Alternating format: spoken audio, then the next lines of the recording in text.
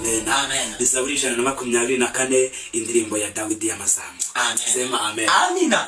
Hanyuma iri jambo ry'Imana reka dusome mu izina rya Yesu. Yonga ngiye Uwiteka atari we wari mu ruhande rwacu, abari kabisiraheli bavuga none. Iyo Uwiteka atari we wari mu ruhande rwacu, ubwo abantu baduhagurukiraga baba baratumize bunguri tukiri bazima. Ubwo umujinya wabo wacanwaga kuri twe, amazi aba yaraturengeye gose. Isuri baratende ku bugingo bwacu, amazi yihindurije aba yaratende ku bugingo bwacu. Amen.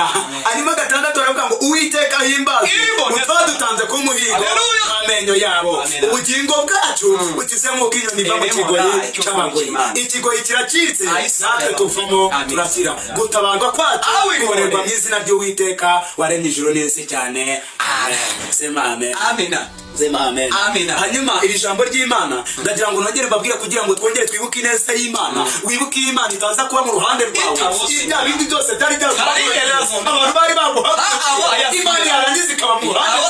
Bari bavuze ko sarama. Bavuze ko utazabya. Imana ihimbaza. Bavuga yuko utari buramuke. Bagutega imitego irategura. Bavuga amagambo ivuga ijambo. Nimba. Izi badome samani hingiriza mayeba. Sema amen. Sema amen.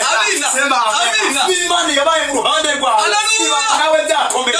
Imana nawe batukuye urwo. Irangizira kuri.